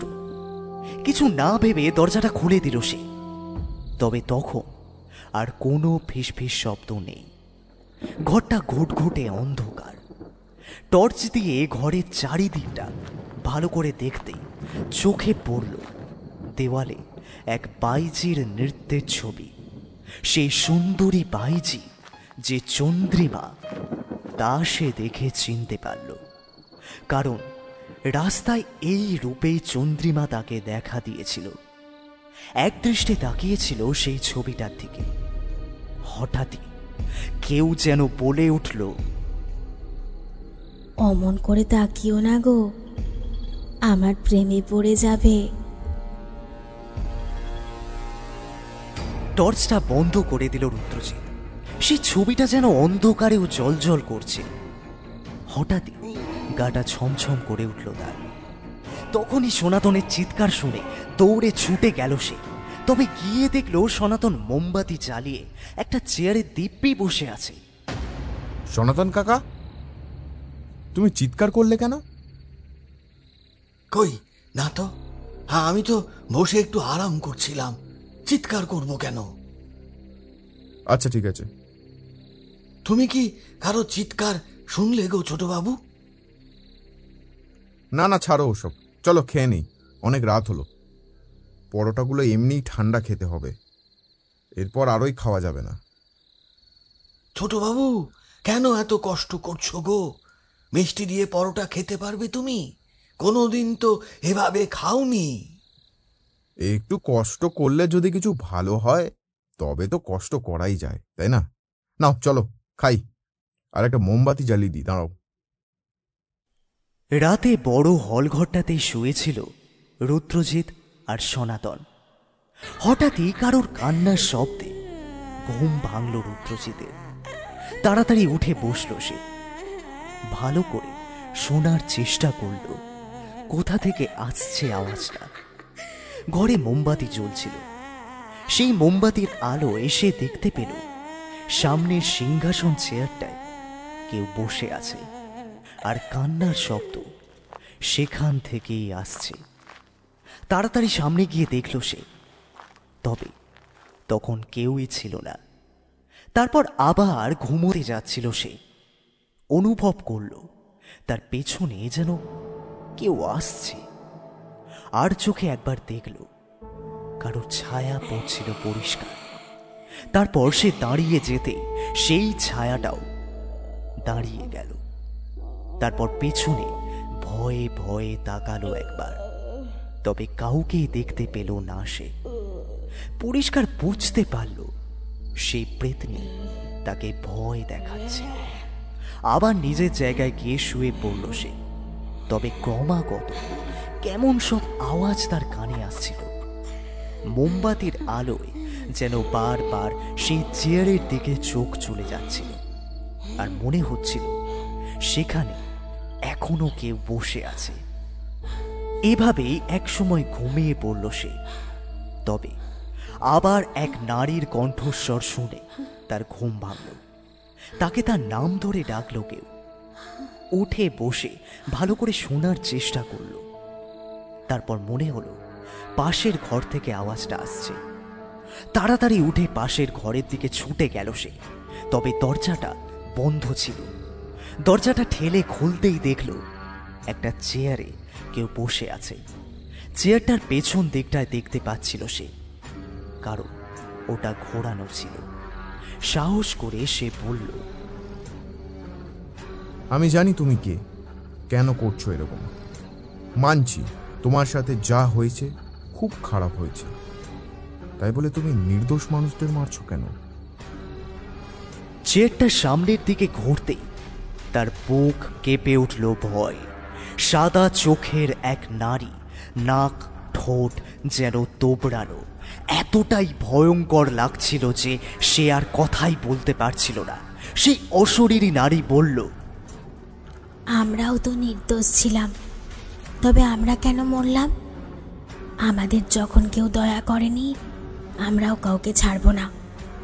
চোরায় আসলেই মেরে ফেলব, তবে আজ তোকে মারব। ওই সেন রাজার বংশধর তুই, ওই শয়তানটারই শেষ রক্ত তুই, তোকে তো আমি মারবই। এই বলে ফুঁ দিয়ে চারিদিকে যেন ঝড় তুলল সেই অশরীরী। রুদ্রজিৎ সেই ফুঁতে ছিটকে দৌড়ে গিয়ে পড়ল। তারপর পকেট থেকে জবা ফুলটা বের করে আর কৌটো থেকে ছাই বের করে ছড়িয়ে বলল, চলে যাও আমার বাড়ি ছেড়ে, নয় তোমার আত্মা অনেক কষ্ট পাবে। কিন্তু তান্ত্রিক বাবাকে যদি আসতে হয় সেটা তোমার জন্য ভালো হবে না। আমরা চাই না তুমি কষ্ট পাও, তাই সাবধান করছি। এক বিকট শব্দ করে হাসতে লাগলো সেই প্রেতনি। তবে আর রুদ্রজিতের ধারে কাছেও আসতে পারল না সে। রুদ্রজিৎ আবার ঘরে গিয়ে শুয়ে পড়ল। তবে সারা রাত ধরে কখনো ঘুঙরুর শব্দ, কখনো নারীর কান্নার আওয়াজ, আবার কখনো একটা ভয়ানক চিৎকার। কান বন্ধ করে নিল সে। এভাবেই রাতভর সেই প্রেতনির তাণ্ডব চলতে থাকল। অনেক চেষ্টা করেও ঘুমাতে পারল না সে। পরের দিন সকালে উঠে সনাতন কাকা কোথা থেকে যেন চা নিয়ে এলো। ও ছোট বাবু, ওঠো গো, ওঠো, অনেক বেলা হয়ে গেছে গো, তোমার তো এখনো জ্ঞানই নেই দেখছি। কাল সারা রাত ঘুমাতে পারিনি গো। অবশ্য এটা তো হবারই ছিল, তবে অমাবস্যার রাতে যে ওই পেতনির হাতে মরতে হয়নি এই রক্ষে। ওই তান্ত্রিক বাবা বেশ ভালো জিনিস দিয়েছে গো। পকেটে জবা ফুল তো আছেই সবসময়, আর ছাইয়ের কৌটোটাও।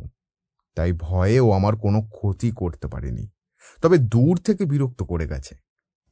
চলো না আজই চলে যাই, ওকে তো পূর্ণিমা রাতে মুক্ত করা হবে, সেদিন আসবে আবার। এখনো 14 দিন এইভাবে থাকবে কি করে? ও তো রোজই বিরক্ত করবে। তান্ত্রিক বাবার কথা ভুলে গেলে? এখানে একবার আসলে কাজ শেষ না করা অবধি যেতে পারবো না, আর গেলে তাই কিছুই করার নেই কাকা, এখানে থাকতেই হবে। কিন্তু ও আর কিছু করতে পারবে না, কারণ আমরা আজ থেকে রোজ ওই ঠাকুর ঘরে শুব। ওই ঠাকুর ঘরের আশেপাশেও ও আসতে পারবে না। বাহ, এই তো দারুণ বুদ্ধি। বেশ, এবার চাটা একটু খেয়ে নাও দেখি। হ্যাঁ, ঠান্ডা হয়ে যাবে। কত দূর থেকে নিয়ে এলাম জানো? আশেপাশে কোনো বাজার দোকান কিচ্ছু নেই। কতটা যেতে হলো। বাজার থেকে একটা স্টোভ আর কিছু ওই সবজি, চাল, ডাল নিয়ে এলাম আর কি। নয় খাবি কি? এখানে তো কোনো হোটেলই দেখলাম না। Thank you very much. তোমাকে কতটা কষ্ট করতে হলো। আচ্ছা, চাটা ফ্লাস্কে আছে তো? ঠান্ডা হবে না, ওতেই থাক, আমি ব্রাশ করে আসছি। সারাটা দিন বই পড়ে আর সনাতনের সাথে গল্প করেই কাটিয়ে দিল রুদ্রজিৎ। মাঝে মধ্যে বাগানে ঘুরতেও তার বেশ লাগছিল। অত বড় সুন্দর বাগান, যদিও গাছের যত্ন নেওয়ার জন্য কেউ না থাকায় তেমন ফুল ফল আর সেসব গাছে নেই। তবে যতটুকু বৃষ্টির জল আর রোদ পায় তাতেই বেশ সবুজ সেই বাগানটা, আর এখনো তাই সৌন্দর্য বিরাজমান। বিকেলের চাটা বাইরে গিয়ে খেয়ে আসলো সনাতন আর রুদ্রজিৎ। তবে রাজবাড়িতে ফিরে এবার এক অদ্ভুত অভিজ্ঞতা হলো তাদের। এবারে আর প্রধান দরজা নিজে থেকে খুলে গেল না, রুদ্রজিৎ ঠেলে খুলল সেটা। তারপর ভেতরে গিয়ে আবার সেই খেয়াল শুনতে পেল রুদ্রজিৎ। সনাতনকে বলল, কিছু শুনতে পাচ্ছ কাকা? কই না তো। আর আমাকে কি সে কিছু শোনাবে? তাই তো কাল রাতে এই ভুতুরে বাড়িতেও আমি ঘুমোলাম। রুদ্রজিৎ আবারও খুঁজতে লাগলো সারা বাড়ি, তবে কিছুতেই সেই জায়গাটা সে খুঁজে পেল না। তারপর আবারও এসে দাঁড়ালো সেই বাইজির ঘরের সামনে, আর একইভাবে ততক্ষণে গানের আওয়াজ বন্ধ। সে এবার বুঝতে পারল এই ঘর থেকে খেয়াল শোনা যায়, কারণ এটি হলো বাইজি চন্দ্রিমার ঘর। তাই সেই ঘর পর্যন্ত পৌঁছাতেই গান থেমে যায়। রুদ্রজিৎ এবার একটু সাহস করে বলল, আমাকে ভয় দেখাচ্ছ? কোনো লাভ নেই। আমি এই ঘর থেকে ভয় পেয়ে কিছুতেই যাব না। যেই কাজের জন্য এসেছি তা আমি সফল করবই, আর এতে তোমারও ভালো। সারা ঘর যেন অট্টহাসিতে ভরে গেল। তারপর একটা ঠান্ডা হাওয়া তার কানের কাছে বইতে লাগলো। গা হাত পা সেই হাওয়ায় যেন ঠান্ডা হয়ে যাচ্ছিল তার। তাড়াতাড়ি সেই ঘর থেকে সামনে দৌড়ে আবার হল ঘরে গেল সে। তবে গিয়ে সেখানে সনাতনকে দেখতে পেল না। চিৎকার করে ডাকতে লাগলো, কাকা, সনাতন কাকা, কোথায় গেলে তুমি? ও কাকা, সনাতন কাকা, কি গো, শুনতে পাচ্ছ না আমার গলা? ও কাকা। বারবার ডেকেও যখন কোনো প্রত্যুত্তর পেল না, চিন্তায় পড়ে গেল সে। তারপর সারা বাড়ি টর্চ নিয়ে খুঁজতে লাগলো, তবে কোথাও পাওয়া গেল না তাকে। তারপর আবার হলঘরে ফিরে এসে দেখল সনাতন সেইখানেই বসে আছে। আমি তো এখানেই ছিলাম গো, এত বড় ঘর, তাই তুমি আমাকে দেখতে পাওনি। আরে সারা দেবে তো, এত ডাকছি। আচ্ছা চলো চলো খেয়ে নি। রাতে ঠাকুর ঘরে শুতে গেল রুদ্রজিৎ, তবে সনাতন বলল, আমি এই বড় ঘরটাতেই থাকি গো, এখানে ভালো ঘুম হয় আমার। ওরা তো এমনিতে আমায় কিছুই করবে না, তুমি নিশ্চিন্ত হয়ে ওই ঘরে ঘুমো। রুদ্রজিৎ আর কিছুই বলল না, ঠাকুর ঘরে বিছানা করে শুয়ে পড়ল। সেদিন সত্যি শান্তিতে ঘুমালো সে, কেউ তাকে বিরক্ত করতে পারেনি। পরের দিন সকালে চা জলখাবার খেয়ে সারা বাড়িটা আবার ভালো করে ঘুরে দেখল রুদ্রজিৎ। তারপর দুপুরে খেয়ে বাড়িটার বাইরেটা ভালো করে ঘুরে দেখছিল সে। ঘুরতে ঘুরতে একটা ছোট কুঠুরি তার চোখে পড়ল। ভেতরে ঢুকতেই কেউ যেন তাকে বলল, আমাকে খোলো, খোলো আমাকে, আমাকে খোলো, খোলো আমাকে। রুদ্রজিৎ সামনের দেওয়ালে তাকিয়ে দেখল ইটগুলো ক্রমাগত নড়ছে, কেউ ভিতর থেকে সেগুলো ঠেলছে। বুঝতে পারল এটাই সেই কাল কুঠুরি যেখানে চন্দ্রিমাকে চাপা দেওয়া হয়েছে। কেমন যেন শিহরণ হলো তার শরীরে। তাড়াতাড়ি বেরিয়ে এলো সেই ঘর থেকে, তবে মনে মনে প্রস্তুতি নিল, কারণ এই ঘরেই পূর্ণিমার রাতে চন্দ্রিমার আত্মা মুক্তির ব্যবস্থা হবে। এইভাবে দেখতে দেখতে কেটে যাচ্ছিল দিন। এই কদিনে বেশ অনেক রকমের ভুতুড়ে অভিজ্ঞতাই হয়েছিল রুদ্রজিতের। রাতটা ঠাকুর ঘরে ঘুমালেও দুপুরে বা সন্ধ্যার সময় বা শোবার আগে কখনো কান্নার শব্দ, কখনো অট্টহাসি, চিৎকার, আবার কখনো ঘুঙরুর শব্দ, কখনো ঠুমরির খেয়াল। তবে ক্রমাগত এই ভুতুড়ে ঘটনাগুলো তাকে শক্তি জুগিয়েছে। তাই আর একদিন বাদেই যে পূর্ণিমার রাতের শেষ কর্মযোগ্য হবে, তার কথা ভেবে আর সে ভয় পায় না। আজ সে অনেক সাহসী, অনেক পরিণত। হাতে আর একটা দিন বাকি, তাই সব ব্যবস্থা সে করে রাখছিল। অনেক খুঁজে একটা ঘর পেল যেখানে অস্ত্র শস্ত্র রাখা ছিল। সেখান থেকে বড় দুটো হাতল নিয়ে সে যাচ্ছিল কুঠুরির দিকে। তবে যাওয়ার পথে কিসে যেন পায়ে ধাক্কা লাগলো। টর্চটা সেই দিকে ফেলতেই হাড় হিম হয়ে গেল তার। দেখল সনাতন মাটিতে পড়ে আছে, আর তার চোখটা বন্ধ। ঘাড়টা যেন কে মুচড়ে দিয়েছে। চিৎকার করে ডাকলো সে, কাকা, ও কাকা, কাকা, ও কাকা, কি হলো গো তোমার? ও কাকা, ওঠো না কাকা, সনাতন কাকা। গায়ে হাত দিয়ে দেখল বরফের মতো ঠান্ডা তার শরীর, নিঃশ্বাসও বন্ধ। বুঝতে পারল তার সনাতন কাকা আর এই জগতে নেই। তবে সেই লাশটা প্রচণ্ড ফুলে গিয়েছিল, জল বেরোচ্ছিল সারা শরীর থেকে, পচে দুর্গন্ধ বেরোচ্ছিল। তাই ব্যাপারটা ঠিক বুঝে উঠতে পারল না রুদ্রজিৎ। মনে মনে বলে উঠল, কাকার লাশটা তো ফুলে গেছে, পচে দুর্গন্ধ বেরোচ্ছে। মনে হচ্ছে অনেক দিন ধরেই হয়তো এখানে পড়েছিল। তবে তবে এতদিন যে কাকা আমার সাথেই ছিল, একটু আগেও তো আমি কথা বললাম, তবে কি আমি কিছু মেলাতে পারছি না। কি হলো এটা, আর কিভাবে হলো? প্রচণ্ড ভেঙে পড়ল রুদ্রজিৎ, আর একদিকে চিন্তায় ঘিরে রইল। তবে লাশটা যে তাকে জ্বালাতেই হবে, এমনিতে পচে খারাপ অবস্থা হয়ে গিয়েছিল। তাই আর একটু দেরি না করে সে কিছু দূর হেঁটে গিয়ে গ্রাম থেকে কয়েকজন ছেলেকে বুঝিয়ে নিয়ে এলো সনাতনকে শ্মশানে নিয়ে যাবে বলে। যদিও গ্রামের কেউ রাজবাড়ির দিকে আসে না, তবে অনেক বোঝানোতে তারা এলো এবং বিকেলের মধ্যেই সনাতনকে দাহ করে আবার রাজমহলে ফিরে এলো রুদ্রজিৎ। পরের দিন পূর্ণিমা। কোথায় চন্দ্রিমার প্রেতাত্মার মুক্তির পরিকল্পনা সাজাবে তা না করে সে সনাতন কাকার মৃত্যুর রহস্যটা নিয়ে ভাবতে বসে গেল। তার মাথায় যেন কিছুই আসছিল না। রাতে আর কিছু খাবার ইচ্ছেই ছিল না তার, তাই না খেয়ে শুয়ে পড়ল সে। মানসিক ও শারীরিক ক্লান্ত থাকায় চোখে ঘুমও চলে এলো সহজেই।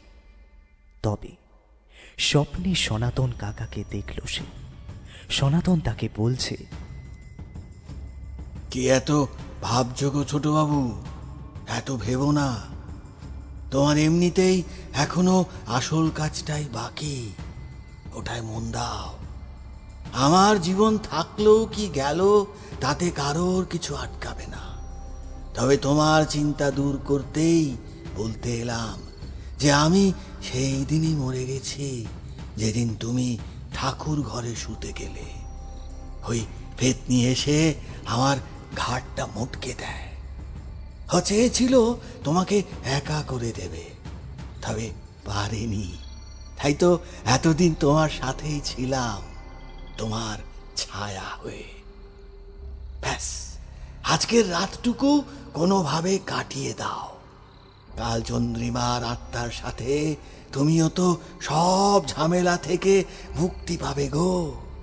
এই রাজবাড়িকে কলঙ্ক মুক্ত করে চিরদিনের মতো মৃত্যু মিছিল আটকাতে পারবে। এটাই তো তোমার একমাত্র লক্ষ্য এখন।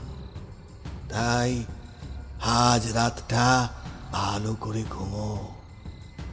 কাল অনেক কাজ, আর এই বুড়ো তোমার সাথেই আছে আর থাকবেও।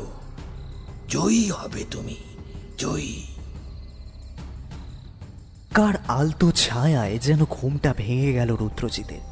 উঠে এদিক ওদিক দেখতে লাগলো। কাকা, তুমি এসেছিলে কাকা? আমি জানি তুমি আমার সাথেই আছো আর থাকবেও। তবে সেদিন তোমাকে একা না ছাড়লে হয়তো ও তোমাকে মারতে পারতো না। কি যে ভুল করেছি আমি। তবে এবার আর কোনো ভুল নয়। আজ রাতটাই এ বাড়িতে চন্দ্রিমার শেষ রাত। এমন সময় রাজবাড়ি জুড়ে এক অট্ট হাসির শব্দ শোনা গেল। রুদ্রজিৎ বলে উঠল, শুনতে পাচ্ছ চন্দ্রিমা? আজ তোমার শেষ দিন।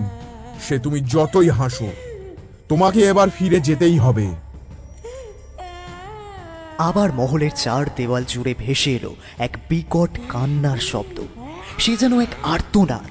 সারা রাত সেই কান্না আর অট্ট হাসির শব্দই যেন ঘুরে ফিরে আসতে লাগলো রুদ্রজিতের কানে। তারপর সকাল হতে সে প্রস্তুতি শুরু করে দিল রাতের জন্য। তান্ত্রিকের আসার কথা অনেক রাতে। তার আগে তাকে ওই দেওয়ালটা ভেঙে চন্দ্রিমার লাশটা বের করতে হবে। দুপুরে খাবার খেয়ে সে চলে গেল সেই কুঠুরিতে। হাতলটা নিয়ে একবার দেওয়ালে মারতে একটা চিৎকার শুনে কেঁপে উঠল তার হাত। সে যেন চিৎকার নয়, এক গর্জন। মনকে শক্ত করে আবার হাতল দিয়ে দেওয়াল ভাঙতে শুরু করলো রুদ্রজিৎ। তবে যতই ভাঙছিল ততই যেন দেওয়ালের অংশ বেড়েই চলেছে। বুঝতে পারছিল সে এসব সেই প্রেতনির চক্রান্ত। এভাবেই সন্ধ্যাও হয়ে গেল। তবে অতক্ষণ ধরে ভাঙার পরেও দেওয়ালের অর্ধেকও ভাঙা গেল না। তারপর সেই কালকুঠুরি জুড়ে ভেসে উঠল আবার সেই চেনা অট্ট হাসি।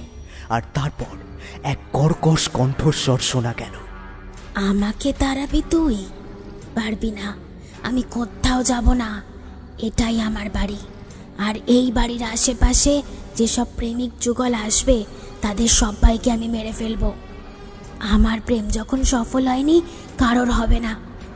আমার চন্দনকে অন্যায়ভাবে যেমন মরতে হয়েছিল, আর আমাকেও দম বন্ধ করে এই দেওয়ালে মেরে যে অবিচার করেছিল তোর ঠাকুরদার বাবা, তার মাসুল গুনবে নির্দোষ প্রাণগুলোই। আর তোকে তোকে তো আমি মারবই, মেরে ফেলবো তোকে। তুই হলি বাড়ির বংশধর। শুধু তোকে একবার ছুঁতে পারি, ব্যাস। তাড়াতাড়ি ব্যাগ থেকে কঙ্কালের খলিটা বের করে সেটা দড়ি দিয়ে গলায় ঝোলালো রুদ্রজিৎ, আর কৌটো থেকে ছাই বের করে কুটুরির চারিদিকে ছড়িয়ে দিল। তারপর আবার দেওয়ালে হাতল মারতে শুরু করলো সে। ওদিকে চিৎকার করতে লাগলো চন্দ্রিমার প্রেতাত্মা। চিৎকার করে যেন কাঁদতে লাগলো সে। কান যেন আর রাখা যাচ্ছিল না সেই শব্দে। অনেক কষ্টে সেই চিৎকারকে অগ্রাহ্য করে নিজের কাজ চালিয়ে যেতে লাগলো রুদ্রজিৎ।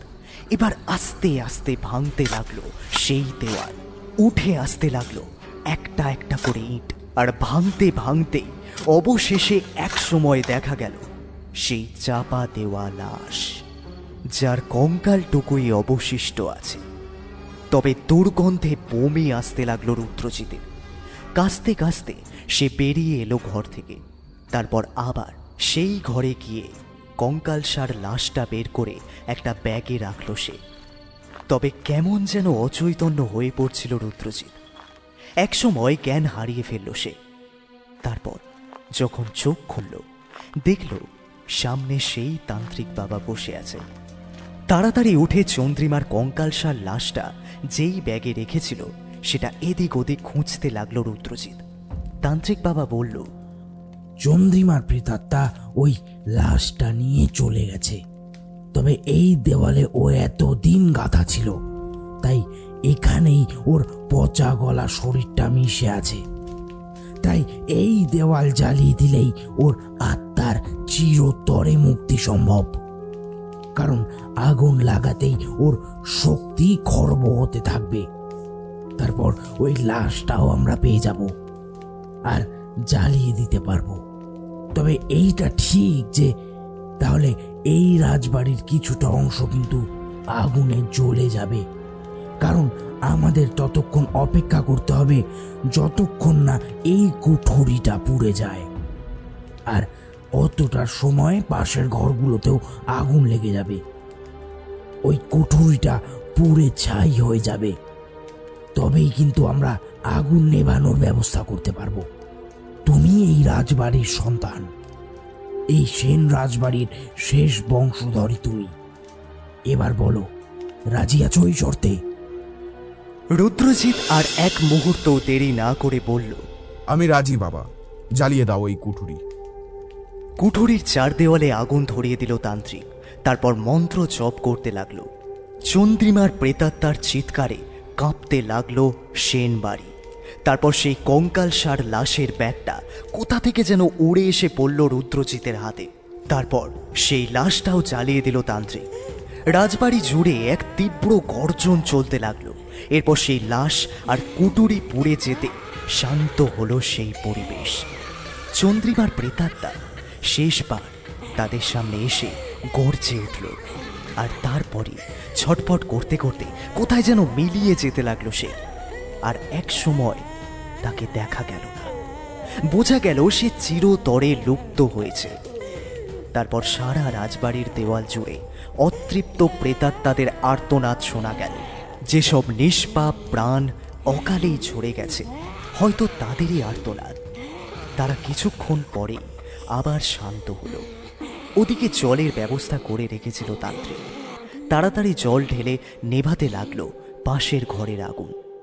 আগুন নিভে গেলে তান্ত্রিক বলল, তোদের এই সেন বাড়ি আজ অভিশাপ মুক্ত হলো রে। আজকের পর থেকে এখানে আর কোনো অশুভ শক্তির বাস থাকবে না। তোরা চাইলে এখানে এসে থাকতে পারিস এবার। তবে এই বাড়িতে ভালো করে একটা পুজো করিয়ে নিস, কেমন? তারপর সব ভালো হবে। মায়ের অসীম কৃপা। জয় মা তারা, জয় মা, জয় মা। রুদ্রজিতের কঠোর প্রচেষ্টায় বহুদিনের অভিশাপ থেকে মুক্ত হল সেন রাজবাড়ি। কলকাতায় ফিরে গিয়ে বাগদত্তা লাবণ্যকে রাজবাড়িতে নিয়ে এলো রুদ্রজিৎ। তারপর তান্ত্রিকের কথা মতো ভালো করে মা কালীর পুজো ও হোমযজ্ঞ করল সেই বাড়িতে। আর সত্যনারায়ণ পুজো করে জাঁক জমক করে গৃহপ্রবেশের অনুষ্ঠানও করল সে। এমনকি তার বিয়েও সম্পন্ন হলো সেই রাজবাড়িতে। তারপর আবার শহরেই ফিরে গেল ঠিকই, তবে মাঝে মাঝে স্ত্রী লাবণ্যকে নিয়ে সে বেরিয়ে পড়ত তার পৈতৃক ভিটা সেন রাজবাড়ির উদ্দেশ্যে। ওই বাড়িতে যে তার পূর্বপুরুষদের বাস ছিল, তাই হয়তো ওখানে গিয়ে সে এক অদ্ভুত তৃপ্তি পেত।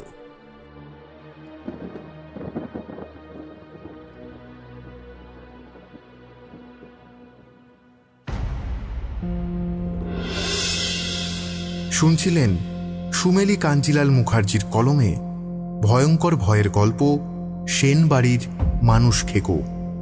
আজকের গল্পের গল্প পাঠে সৌরভ।